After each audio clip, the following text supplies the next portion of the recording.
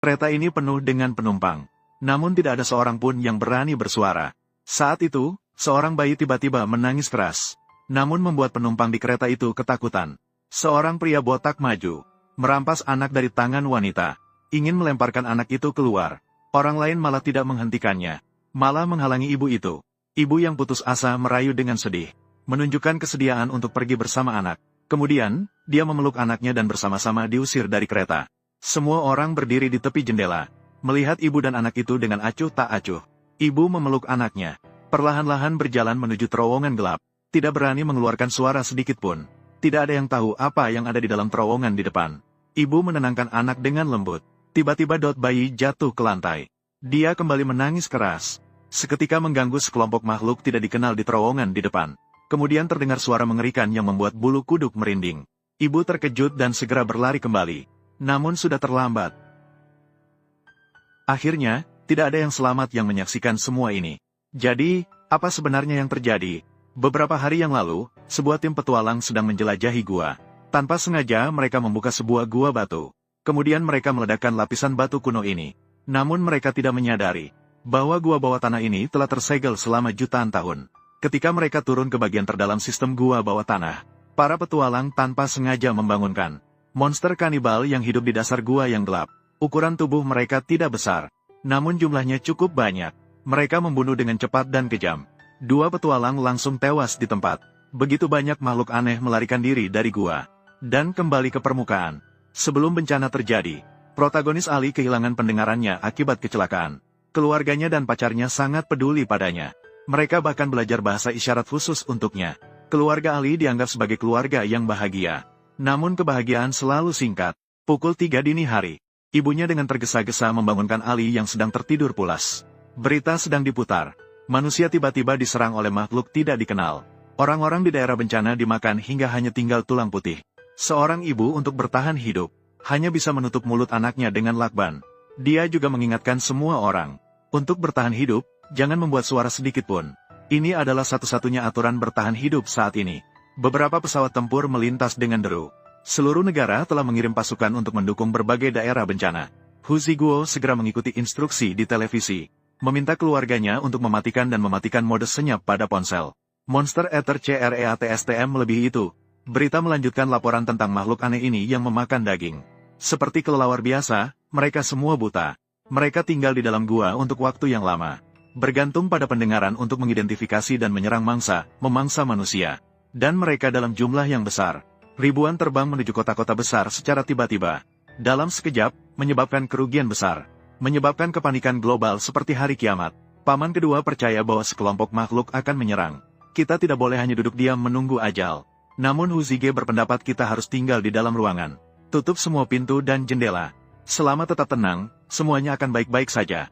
Pada saat itu, Ali berkata bahwa kota terlalu ramai. Dan akan mudah menarik perhatian makhluk-makhluk itu. Setelah mendengar itu, ayah memutuskan untuk membawa keluarganya kembali ke desa. Dengan cepat, keluarga itu segera menyiapkan barang-barang. Terpaksa memulai perjalanan pelarian.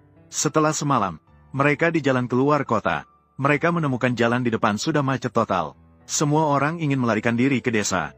Sepertinya desa lebih aman. Paman kedua berdiri dan melihat kondisi jalan. Dia menyadari bahwa tidak mungkin bisa lewat dalam waktu dekat. Maka paman kedua memutuskan untuk membawa semua orang keluar kota melalui jalan kecil. Namun saat sedang dalam perjalanan, paman kedua mengingatkan Hu Zige di belakang. Untuk tidak tersesat, tiba-tiba sekelompok lusa gila muncul dari depan mobilnya.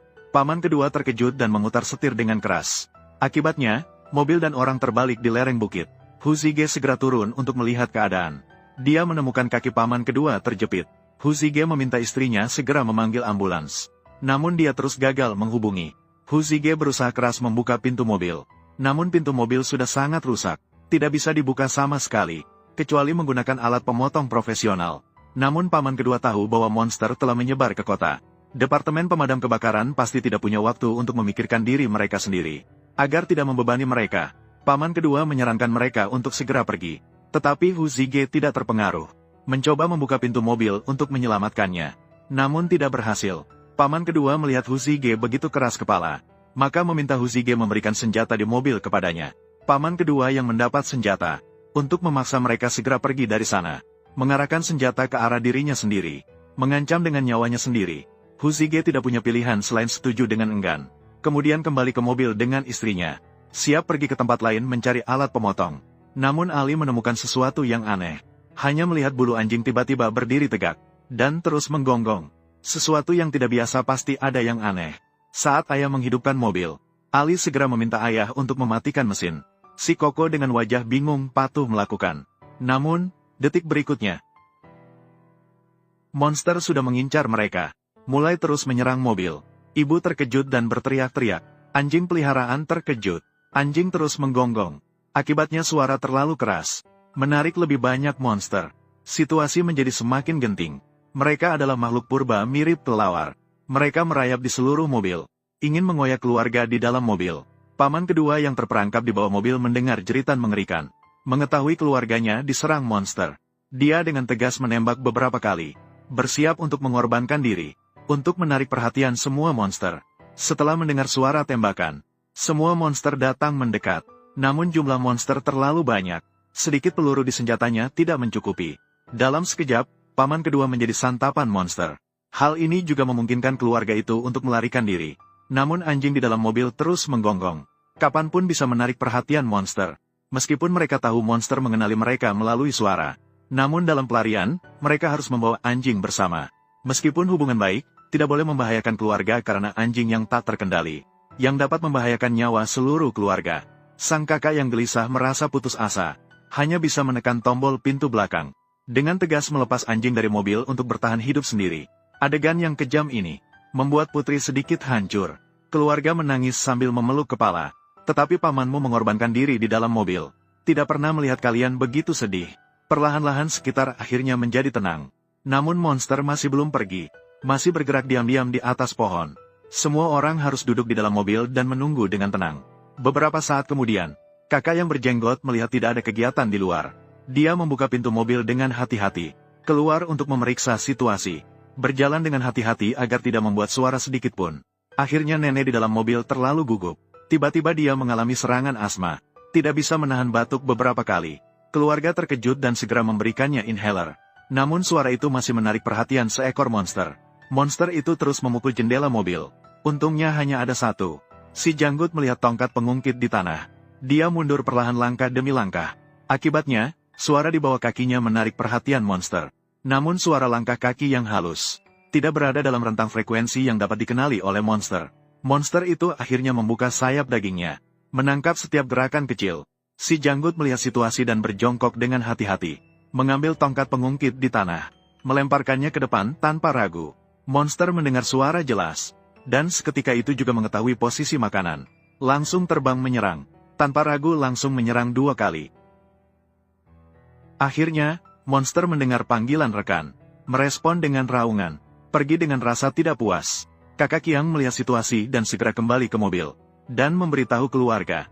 Dia yakin monster ini tidak memiliki penglihatan dan penciuman. Hanya bisa mengandalkan pendengaran. Asalkan tidak membuat suara. Ini mudah bagi mereka. Karena Ali tuli sejak kecil. Keluarga itu sudah mulai menggunakan bahasa isyarat sejak dulu. Ini memberi mereka keunggulan di dunia yang dikuasai monster. Kemudian Huzi datang ke bawah bukit untuk melihat. Menemukan saudara yang dimakan hanya tinggal kerangka. Dia hanya bisa menyalakan mobil. Mengatur pemakaman dengan api untuk adiknya. Lalu memberitahunya bahwa kita akan pergi. Bantu kami sekali terakhir. Cepatlah terbakar. Monster mendengar suara. Berbondong-bondong menuju api dengan cepat. Detik berikutnya, tangki bahan bakar mobil meledak secara instan. Di bawah suara ledakan, si janggut membawa keluarganya. Naik bus rute 11 yang paling andal menuju kampung halaman. Ini juga merupakan perjalanan evakuasi yang diam-diam. Di tengah jalan, nenek yang tua dan lemah kembali mengalami serangan asma. Semua orang akhirnya berhenti diam-diam untuk istirahat sejenak. Pada saat itu, mereka secara tak terduga menemukan sebuah villa besar di dalam hutan belantara. Semua orang tiba-tiba bersemangat kembali. Mereka segera bergerak menuju sana. Mereka baru tiba setelah gelap gulita. Ketika mendekat dan melihat, mereka menemukan halaman yang terang benderang. Sepertinya ada seseorang yang tinggal di dalamnya.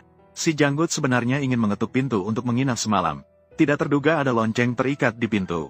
Suara jernihnya segera menarik perhatian monster. Saat itu, nenek di dalam rumah mendengar keributan. Dia datang dengan semprotan. Dengan marah menunjuk pada para tamu tak diundang ini. Keluar dari wilayah pribadinya. Tampaknya terganggu di tengah malam. Nenek marah besar. Marah tak karuan. Si janggut segera mengingatkannya untuk tidak bersuara. Tapi sudah terlambat. Monster segera menyerang, melancarkan serangan liar ke arahnya. Dalam kepanikan, dia menembak. Namun malah menarik lebih banyak monster. Mungkin karena informasi terputus. Nenek tinggal terpencil di pegunungan dan tidak tahu tentang keberadaan monster. Yang menyebabkan terjadinya tragedi. Semua orang terkejut dengan adegan kejam ini. Setelah tenang, mereka tidak berani masuk dari pintu depan. Agar tidak memicu lonceng di kawat berduri. Mereka berencana merayap melalui saluran di samping. Ayah meminta semua orang untuk menunggu di tempat. Dia sendiri masuk terlebih dahulu untuk memeriksa. Namun ketika ayah baru saja melewati saluran, dia membangunkan ular berbisa. Namun pada saat itu dia tidak menyadari bahaya di belakangnya. Ular itu segera merayap keluar dari saluran. Dia tiba di halaman. Dia menemukan monster masih mengunyah mayat. Dia diam-diam mengelilingi mereka dan masuk ke dalam rumah. Dia menemukan nenek tinggal sendirian di pegunungan terpencil. Dibandingkan dengan keramaian kota, tempat terpencil ini benar-benar tempat perlindungan terbaik. Setelah memastikan tidak ada bahaya, dia dengan lega mengayunkan tangannya, meminta semua orang masuk. Semua orang segera mengikuti satu persatu, memasuki dengan hati-hati. Namun saat sedang merayap, anaknya dihalangi oleh ular berbisa. Ular itu terus mengeluarkan suara mendesis sebagai peringatan bagi manusia. Akibatnya suara tersebut diperbesar oleh saluran, mengganggu monster yang sedang bermain warna. Monster langsung masuk ke dalam saluran. Saat ular berbisa menyerang, namun monster langsung menggigitnya. Anaknya diselamatkan secara tak terduga. Sedangkan ibu yang tertinggal juga diserang oleh monster. Tiba-tiba terdengar jeritan mengerikan yang menusuk hati.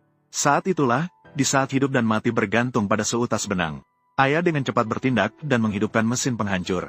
Suara gemuruh yang besar menarik perhatian sekelompok monster yang terjebak dalam perangkap. Mereka terus berdatangan dan hancur berkeping-keping. Jika mesin ini dibiarkan hidup selama 1 hari 1 malam, mungkin monster dalam radius 10 km akan habis dimusnahkan. Kemudian, Huzige membantu istrinya masuk ke dalam rumah, menemukan bahwa kakinya tergigit oleh monster. Luka begitu dalam hingga tulang terlihat. Karena keterbatasan kondisi, nenek hanya bisa membersihkan luka dengan alkohol. Namun, setelah semalam berlalu, kaki istrinya membengkak karena infeksi. Jika tidak segera diberikan antibiotik, luka akan meradang dan menyebar. Mungkin tidak akan bertahan hidup 2 hari. Untuk menyelamatkan istrinya, Huzige memutuskan untuk membawa putrinya dan berani mengambil risiko. Untuk mencari antibiotik di kota, mereka membuka pagar dengan hati-hati. Saat ini banyak monster berputar di udara. Setelah kedua orang itu keluar, mereka terkejut saat melihat ke atas. Monster-monster berdiri penuh di atas kabel listrik tegangan tinggi. Kota kecil yang dulu ramai, hanya kesunyian di jalan tanpa seorang pun. Bersama mobil-mobil dengan pintu terbuka dan berlumuran darah. Jelas sekali penduduk kota diserang oleh monster. Dengan cepat, ayah dan anak perempuan menemukan apotek. Namun yang tidak mereka ketahui adalah, di dekat mereka, ada seorang pria yang mengawasi mereka dengan curiga. Untuk menghindari monster, ayah dan anak perempuan menyelinap masuk ke dalam apotek. Di dalam apotek, mayat-mayat yang telah dikunyah menjadi kerangka berserakan. Sudah sangat bau. Bau busuk membuat sulit bernapas. Ayah dan anak perempuan hanya fokus mencari obat. Mereka tidak menyadari bahwa orang curiga itu mengikuti mereka. Untungnya setelah mencari sebentar, Huzige akhirnya menemukan antibiotik. Pada saat itu, Ali menemukan tubuh aneh bergerak-gerak. Gadis ini menemukan tubuh aneh berbentuk es. Dengan berani, dia membuka pakaian itu, menemukan telur cacing yang dihasilkan oleh monster. Ternyata bersarang di perut mayat. Tiba-tiba, seekor larva menusuk cangkang telur. Cairan yang tumpah membuat gadis itu terkejut dan bersuara. Dalam sekejap, 3 monster datang. Langsung jatuh di rak di atas kedua orang itu. Ayah dan anak perempuan terpaku tak bergerak, tidak berani mengeluarkan suara. Sementara monster merayap di atas rak, kembali membuka sayap dagingnya, menangkap setiap gerakan kecil. Ayah dan anak perempuan harus mencari cara untuk mengalihkan perhatian monster. Ali melihat ke sekelilingnya, sedang memikirkan cara untuk melarikan diri. Dia melihat sprinkler di atas kepalanya. Lalu, dia dengan hati-hati memberikan sapu ke ayahnya. Dia memberi isyarat kepada ayahnya untuk memicu alarm kebakaran. Untuk menyembunyikan suara saat mereka melarikan diri, ayahnya dengan hati-hati menyalakan sapu dengan korek api. Perlahan mendekati sprinkler. Tidak lama kemudian alarm kebakaran terpicu. Sirene melengking terdengar di mana-mana. Monster yang inderanya terganggu, tidak bisa membedakan posisi ayah dan anak perempuan. Seperti lalat tanpa kepala yang berterbangan ke sana kemari. Ayah dan anak perempuan melarikan diri saat monster bingung. Berhasil melarikan diri, mereka segera kembali dengan membawa obat-obatan. Saat itu, orang yang mencurigakan datang dan menghalangi mereka. Mereka mengira itu adalah penyelamat manusia dalam bentuk pawang roh. Ternyata itu adalah sebuah organisasi keagamaan sesat. Dia mengaku sebagai pendeta dengan senyuman misterius. Dia meminta ayah dan anak perempuan untuk bergabung dengan ajaran bisu mereka. Ajaran bisu adalah memotong lidah sendiri agar tidak bisa berbicara. Dia juga mengklaim bahwa itu adalah jalan untuk mendapatkan keselamatan dari Tuhan. Ayah melihat kekacauan ini. Orang ini mungkin pikirannya kacau. Maka mereka segera pergi dengan anak perempuannya. Pendeta ingin menghentikan mereka. Namun mulut terbuka hanya bisa mengeluarkan setengah lidah. Setelah pulang, istri menggunakan antibiotik. Kakinya hampir pulih sepenuhnya. Hari itu, Ellie menerima berita dari stasiun berita. Mereka mengatakan monster tidak tahan dengan dingin ekstrim. Ada gambar monster mati di tengah salju. Selama mereka terus berjalan ke utara, mereka akan menemukan tempat perlindungan. Namun ketika keluarga bersiap-siap pergi, pendeta tiba-tiba membawa sekelompok orang dan datang lagi. Huzi bersiap untuk bertemu dengan mereka. Pendeta berkali-kali meminta keluarga untuk bergabung dengan organisasinya. Huzi tentu saja tidak akan bergabung dengan aliran sesat yang menyimpang seperti itu. Mereka secara sopan menolak. Namun pendeta tetap tidak mau mundur. Dan meminta Huzige untuk menyerahkan putrinya. Alasannya adalah karena dia memiliki kemampuan untuk melahirkan. Dapat meneruskan keturunan dan memperkuat organisasi mereka. Meskipun ayahnya bersikap sopan, dia mendengarkan ucapan gila ini. Dia tidak bisa menahan kemarahannya lagi. Ada yang berani mengganggu kepentingan pribadinya. Dia dengan tegas mengancam, memperingatkan mereka untuk segera pergi. Ternyata lawan tidak panik sedikit pun. Dia yakin Huzige tidak akan menembak, karena suara akan menarik perhatian monster. Pada saat itu, semuanya akan berakhir. Melihat pastor tidak mau mundur, Huzige akhirnya mengisi peluru ke senjatanya. Pastor juga tidak berani mengambil risiko karena takut menarik perhatian monster. Barulah mereka berhenti. Mereka merencanakan konspirasi di dalam hati mereka. Huzige sadar, di saat akhir zaman ini, manusia lebih menakutkan daripada monster. Saat larut malam, petir menyambar di luar. Ayah yang waspada mendengar sesuatu yang mencurigakan di luar rumah. Dia segera membangunkan keluarganya yang sedang tertidur pulas. Membuka tirai, menemukan seorang gadis kecil yang malang berdiri di depan pintu. Mereka segera menarik gadis itu masuk ke dalam rumah. Ketika ditanya bagaimana menemukan tempat ini, gadis itu tetap diam tanpa berkata sepatah kata pun. Saat itu, istri memperhatikan jejak darah di sudut mulutnya. Membuka mulutnya dan melihat. Ternyata dia tidak memiliki lidah. Ternyata gadis kecil ini adalah anggota dari kelompok yang dilarang berbicara. Ayah tiba-tiba menyadari ada yang tidak beres. Saat membuka pakaian gadis itu, menemukan penuh dengan ponsel di dalamnya. Saat itu, anak perempuan bangkit dan membuka tirai. Melihat ponsel juga terikat di jendela. Saat dia terkejut, alarm ponsel tiba-tiba berbunyi. Langsung menarik perhatian monster di luar. Dan pada saat itu, alarm ponsel di tubuh gadis itu juga berbunyi. Ini seperti beberapa bom. Banyak monster tertarik datang, memecahkan kaca dan masuk. Keluarga itu panik. Segera lepaskan ponsel dari tubuh gadis itu. Rendam ponsel itu dalam air. Akhirnya ruangan menjadi tenang. Namun, kejadian baru saja dimulai. Pendeta sudah meletakkan ponsel di sekitar rumah. Suara dering terdengar di mana-mana. Monster seketika mengelilingi rumah. Dengan liar memukul kaca. Om Janggut memerintahkan semua orang untuk segera bersembunyi di ruang bawah tanah. Dia sendiri melawan monster di luar pintu. Tanpa disangka, beberapa pengikut aliran sesat tiba-tiba masuk ke dalam ruangan. Dengan paksa menculik Ali. Ibu mengayunkan palu ke arah pengikut aliran sesat. Akibatnya, dia ditendang hingga terjatuh dan terluka. Ali juga ditarik keluar dari ruangan. Di saat genting, nenek segera mengejar mereka. Memegang erat pakaian pengikut aliran sesat. Berencana untuk melawan mereka. Namun, seorang lansia yang lemah. Bagaimana mungkin bisa melawan beberapa pria kuat? Demi melindungi keluarga, nenek menangkap para pengikut aliran sesat dan berteriak-teriak. Menarik perhatian monster-monster di sekitar. Akhirnya mati bersama para pengikut aliran sesat. Keluarga melihat adegan itu dengan kesedihan yang mendalam. Melarikan diri pasti membutuhkan pengorbanan. Sebenarnya nenek tidak mati oleh tangan monster, melainkan mati oleh gereja jahat yang melahirkan bencana. Namun pada saat itu, para pengikut aliran sesat muncul kembali, dan menculik Ellie lagi.